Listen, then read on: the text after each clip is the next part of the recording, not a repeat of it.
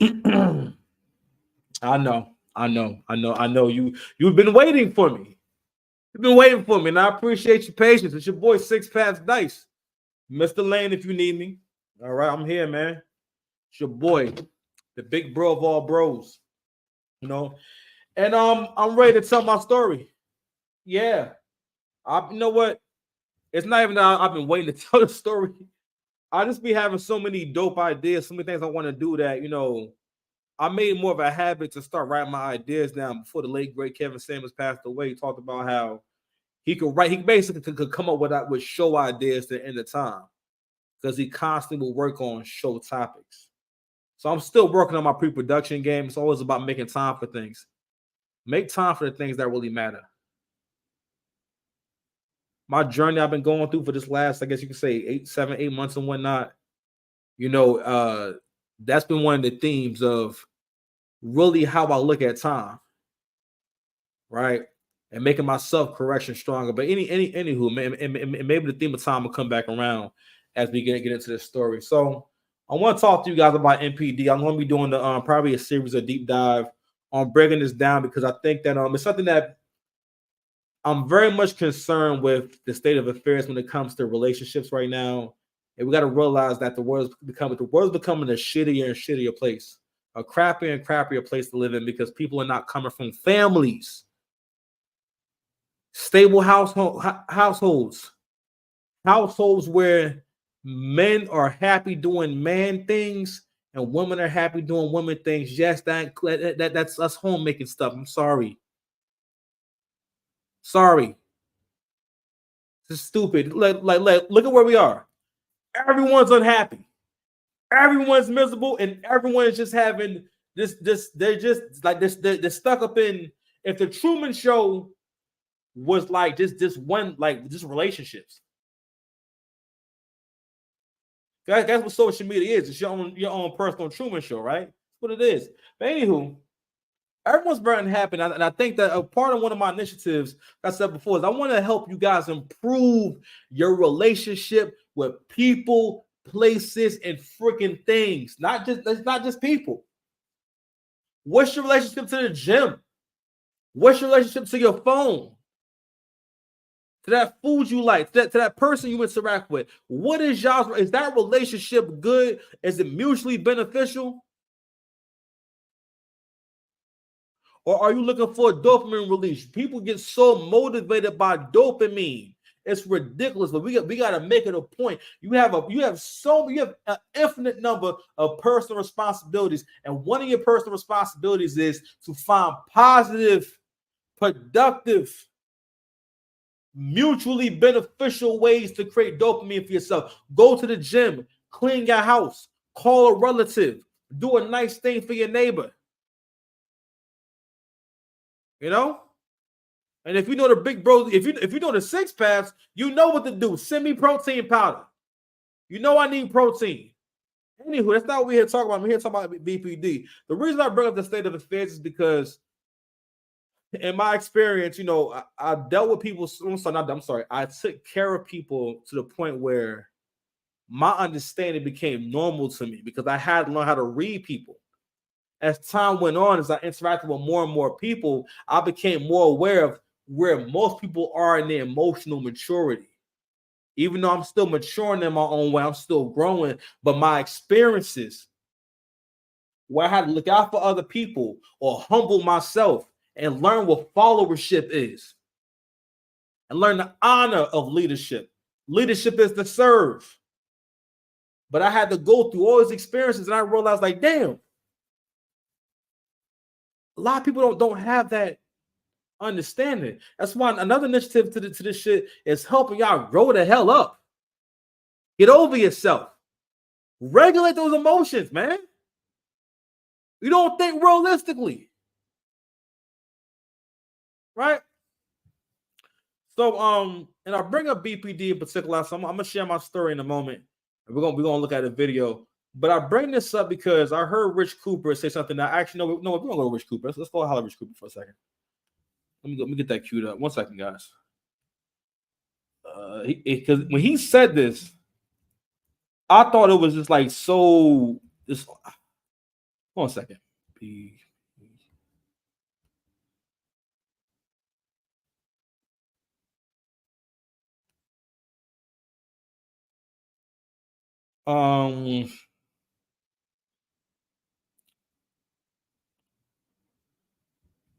know what? We're going to just go with this first one in a moment. Anywho, but when he said this and whatnot, I was like, man, the women need to know and understand. Listen, because listen, y'all can date whoever y'all want, y'all can bang whoever y'all want, right? So for the most part, women having dominance in the dating market in terms of dominate. Well, sorry, what's the word? Deciding if things move forward between y'all, right? Got to realize that all of us. There's another thing too. Women have a thing when they talk about men, they refer to the strict minority and not the average man. So it's either this guy got so many options that he's not going to stop cheating, or this guy's so broke that he's never going to be anything. You know what I'm saying? But the reality is this, guys, men are giving up on relationships.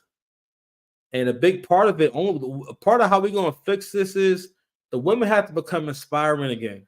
What's going on with the conditions that women are growing up in, women are almost being or growing up in an environment that's going to make you crazy if you're not crazy.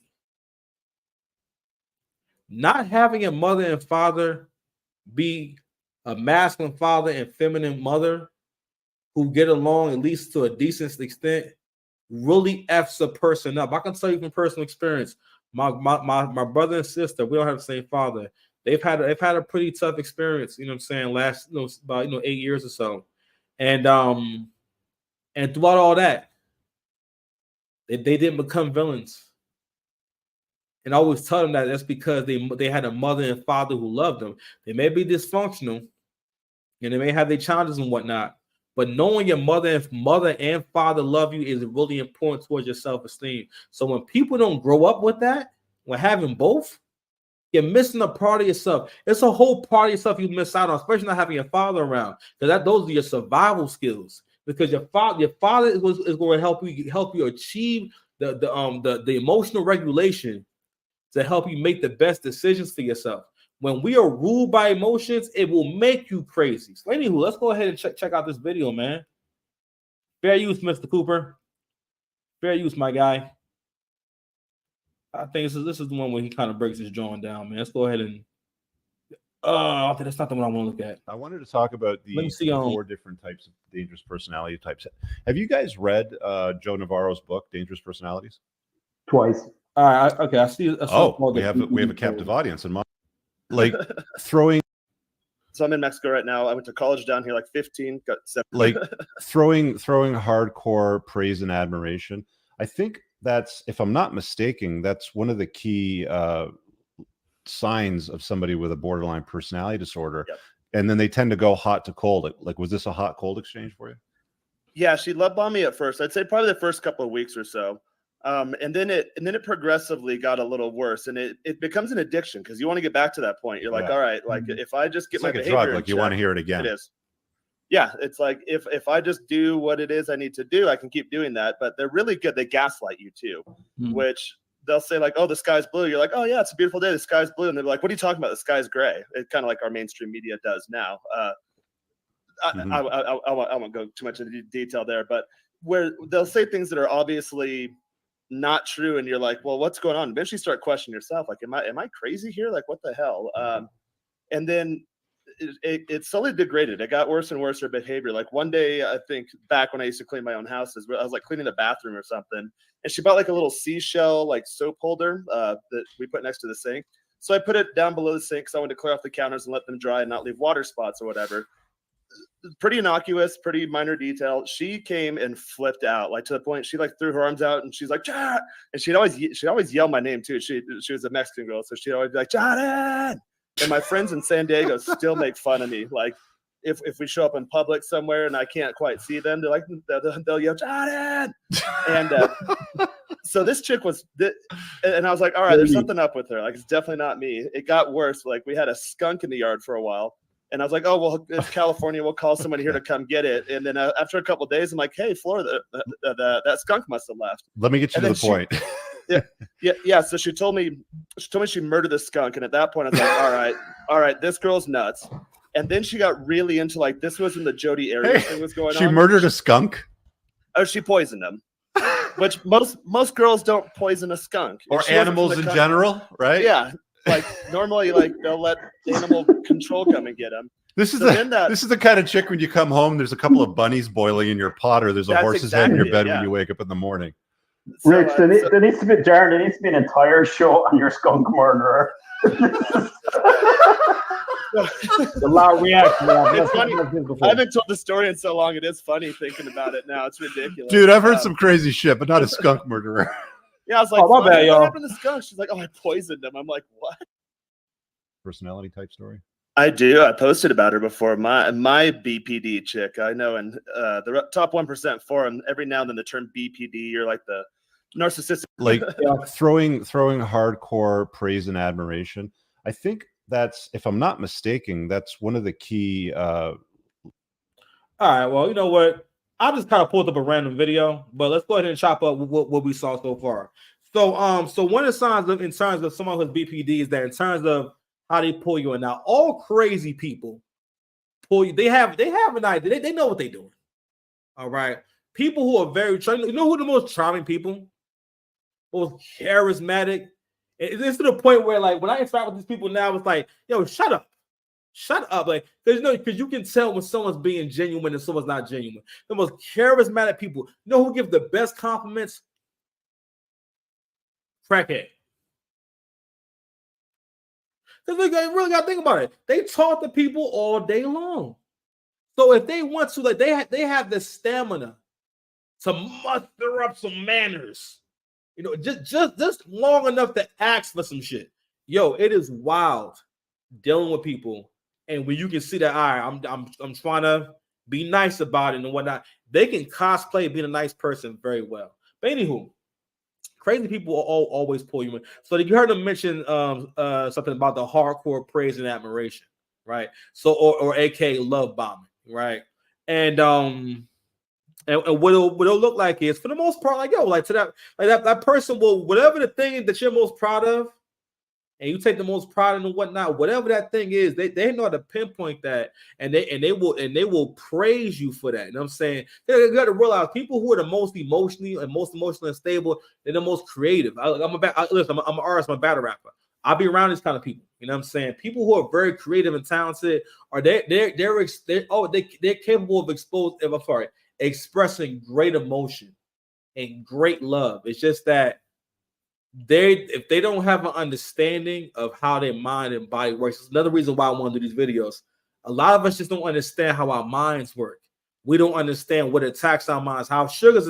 You cutting out sugar and just eating whole foods and whatnot, right? And just focusing just on whole foods will change your health and your thinking dramatically. My life changed when I understood the microbiome. I be eating bullshit here and there, but for the most part, you know, like, I'm on top of my digestion. I'm on top of my mental health, right? I'm aware of when I'm not vibrating this high. But anywho, let's stay on subject. BPD. So that person can pull you in now.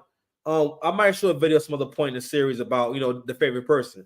So you become this person's favorite person. They make you feel as though no one can love you like that. Like they're twin flames, like fantasy. A person with BPD is like a twin flames fantasy, where, because the twin flame is all about, this is the only one for me. This is the ultimate lover. They get me on so many different levels and right?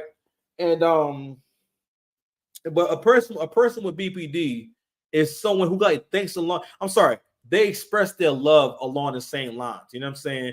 Like, so now, what made my experience different from my other experiences, now I've dealt with, I think before this, I dealt with people who were narcissists. I know that phrase damn near means nothing now, but in terms of the definitions of a narcissist, where person doesn't really have empathy or sympathy for people, person doesn't have a problem using people, person doesn't take any accountability, you know what I mean? The person, they always seek to put themselves up, they always have these delusions of grandeur, and it's overinflated ego. They feel as though they're too good for things, or certain things are beneath them. All these different things is how we define someone as a narcissist and whatnot. But the biggest thing is the self-limiting behaviors where that person feel when someone cannot imagine being wrong, they don't know when they're making a right or wrong, like decision. And you kind of see it play out, you know what I mean? Because emotionally, being as though they can't regulate their emotions, they can seem to kind of crash out and kind of go in a loop, and they lose they lose the progress they would have made had they not been making bad decisions or creating turmoil in their life.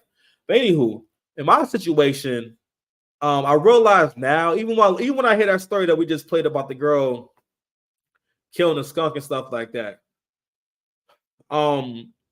my ex had it was very mild. I can't, because that's why I was able to stay together.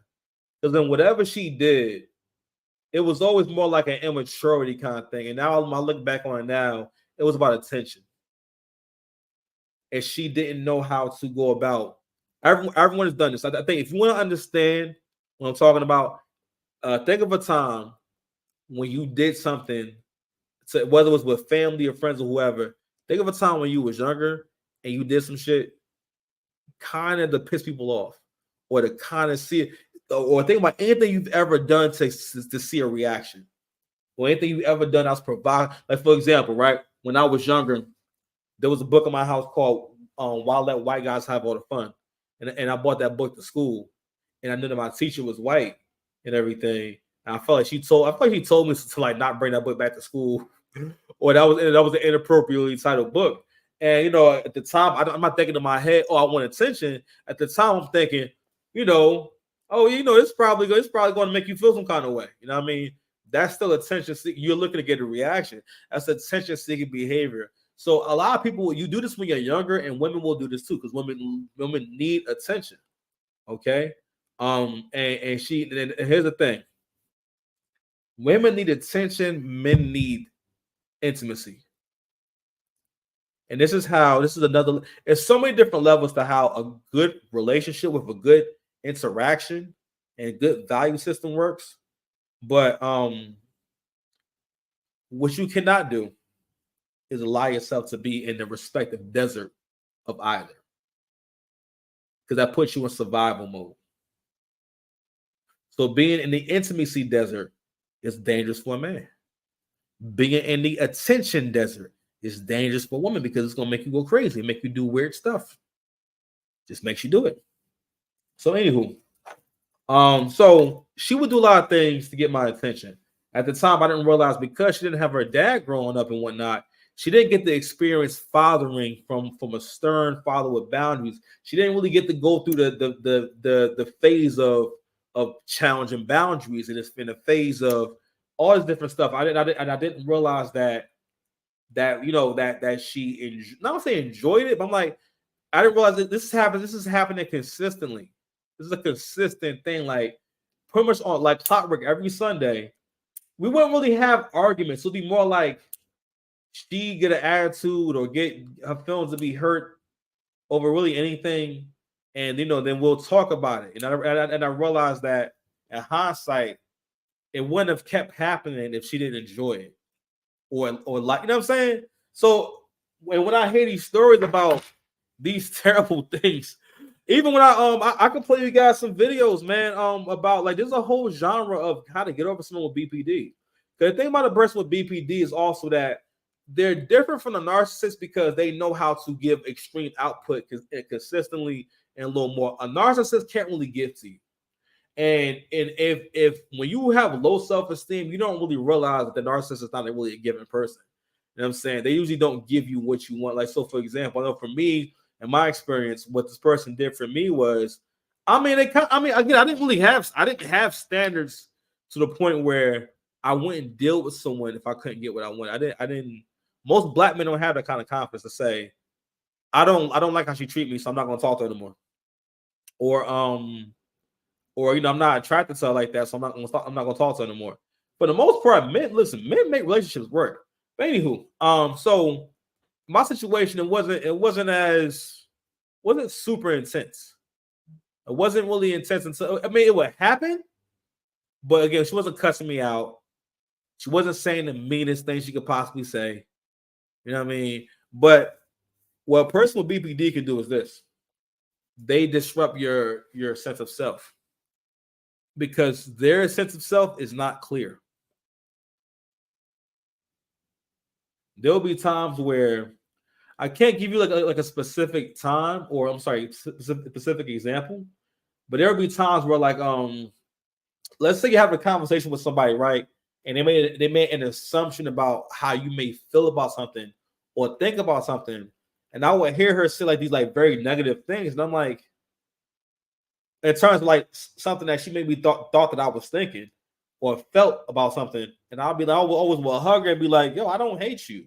I don't hate you. You know what I'm saying? That would be the joke of like, why would I think that about you? We in a relationship. And also, mind you, too, a person with BPD is capable of being this again have a really high output, high sexual energy and stuff like that.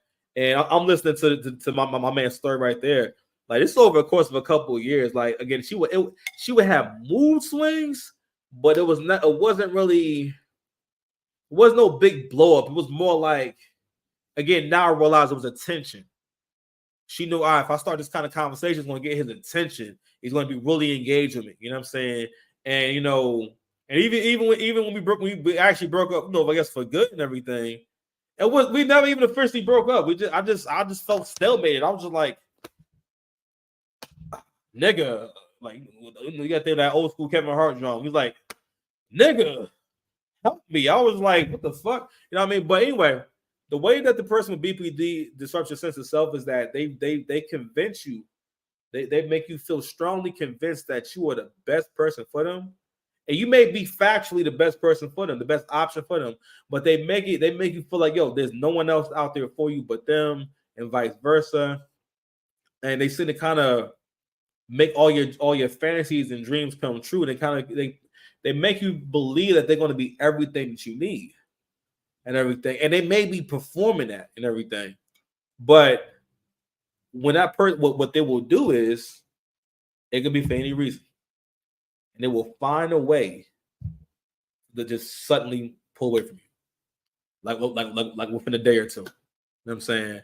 And what I realize about people who don't understand their own minds, for people who are capable of great expression, they don't understand sprints. You know what I'm saying? And how boundless your ability to love is. It's boundless. It's endless. They have a perceived notion of fatigue, social fatigue. All geniuses do this. Now, me personally, I don't get fatigued. I know I take care of myself. I eat hella fats. Diet, bro. Yo, listen, I'm getting ready to have some pork ribs another night. Fatty ass food. People who are crazy need to eat a lot of fatty food. Mad eggs. Yo, I went a week not eating eggs like that. Couldn't think straight. Didn't feel as confident. Wasn't as strong. Yo, listen, if you have a special kind of mind, you need this shit. Need to be eating some beef, steak. Baste your steak too. But I'm serious though. This is how I went from being someone who was going nowhere in life. So like now, to now I'm successful. I'm not where I want to be at and whatnot, but I'm still in the upper percentage of men as far as accomplishment, as far as income.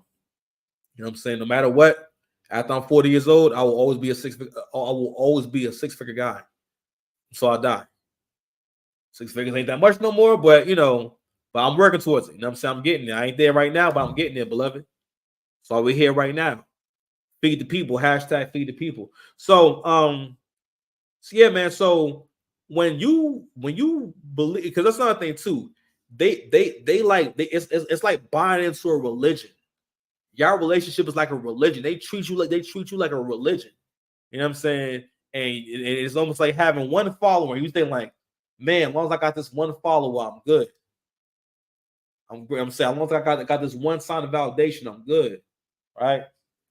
And when someone pulls away from you, this out of nowhere like that, that's not normal for anyone to do. It's not normal for anyone to do that with anyone they have a strong relationship with. First of all, relationships are kind of for life, especially intimate relationships. They're kind of for life. Doesn't go away, especially when you form a strong bond. That's why it's called a bond. Breaking the bond is the same as seeing a table broken in half, seeing a house is come apart. It's like, yo, and that's what it's like, right? And in my experience, like I said before, I had to realize that, and I would peep it that she would kind of withdraw, but in a peaceful way. Like she'll say stuff like, "Oh, I'm a stone." Towards the end, I would hear this a lot. I'm in a mood, and and I think it's better if I just stay home tonight. Me in her place.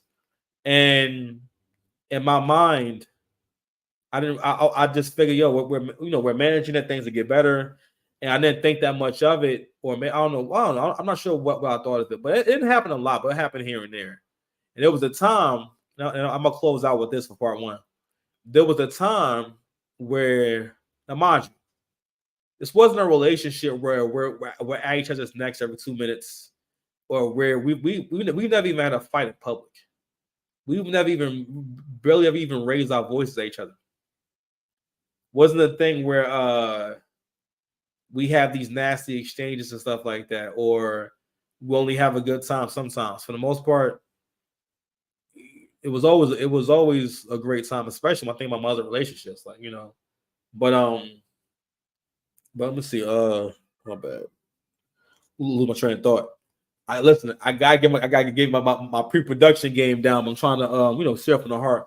I'm sorry. Oh yeah. Oh, I'm getting nice with the recall. What? So so there was a time where when she was in my room, we was talking and whatnot, right? And nothing bad happened. It just towards the end though. Nothing bad happened. And she had like this look. It's like a smile / like grimace. It was kind of a weird look. It was kind of like, love you. Like she would give me this look like, I love you. Like she would look like joy, and like it would seem like she didn't like loving me so much, or she didn't like how she felt about me, or because for the most part we had also a very respectful relationship. I ain't never try to violate her, and she ain't never try to violate me. You know what I'm saying? I ain't never try to put her down. She never try to put me down. We might argue about shit, disagree about shit and whatnot. Maybe I ain't gonna. I mean, like, anywho. But I'm just saying. But in general, it wasn't nothing like how the kind of relationships that most men be in. I ain't gonna lie, but like I told this shit one time too before we broke up. I was like, man, I look at guys in their relationships. I just be like, man, you poor bastard. Like you don't know what it's like to be in a relationship. Anywho, but I remember her giving me that look, and then I think this was the first time she said, I'm in a mood. I don't know, I'm just in a mood and whatnot. And she's like, yeah. So she would basically, when she would start to basically feel this overwhelming irritability and anger, you know what I'm saying? When she was very good at masking how angry she really was. I don't realize that now in hindsight. So like, damn, you know what? She actually was kind of always angry. I didn't realize how much she not so much relied on me, but how much she like really needed me around. So that's another thing too. Women need you around all the time. They want you to be a healthy woman and whatnot that really love you. She wants you to always be there because you do help to regulate. I didn't realize how much me being around. I didn't realize because for the most part, all this fighting stuff will come off the heels of like when I wasn't around her for a day or two. Even when this shit happened. I remember also before the big breakup and whatnot, which I'll share in the next video. I remember her calling me, and it was like the week before her birthday, and she's like, "Yeah, I just don't really feel this excited." And at the time, I don't got no bread like that. I'm over here really trying to bust my ass to make sure that it's a nice day, and that we do something nice, and I got some nice stuff to give her and stuff like that. Yeah, I was already like almost half a stack in, and I really didn't have the money, and she knew that, and hearing her say that she wasn't excited about her birthday. Or just tell me that shit. I just felt it was so fucking insensitive. I'm like, imagine like, yo, like she broke your shit. And she is like in her mind, like, all right, I gotta make this a good day. You know what I'm saying? For him, this is his birthday and all type of stuff. And I'm over here like, yeah, I'm just, I just don't give a fuck about my birthday this year. Like I just wasn't feeling that shit. But anywho, I remember her saying that shit, and then after that, she said, "I don't know, maybe I just miss you." I remember her saying that. I also remember her saying to me, I think I said something about like this was in passing. I said something about how she be acting, and she like said in like a matter of fact way, like I just been wanting your attention.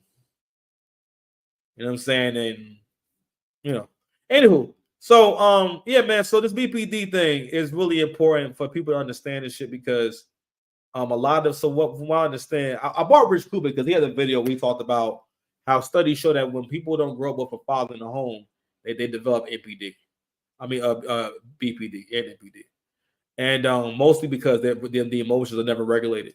So when your emotions are never regulated, it makes you act in extreme self-interest, whether it's self-interest for your self-interest of feeling safe, or your self-interest or of gain, whatever it is, but it's your self-interest of just moving for self. And when that happens, it's like you got tunnel vision. And the thing is, you can't have good relationships with only focus on you. You know what I'm saying? And that's what will make someone, just not feeling remorse or not doing any long-term thinking or not be able to think about, man, if I do this, it's going to crush this person. But anywho, so that's my first BPD video, man. I hope y'all learned something, man. So I'm gonna bring out a few parts, man. I'm gonna do a few reaction videos. We're gonna really do a deep dive and really learn some stuff, man. And yeah, man, thanks for rocking me, man. 6 Paths, Dice, Mr. Lane. If you need me, like, share, subscribe, y'all.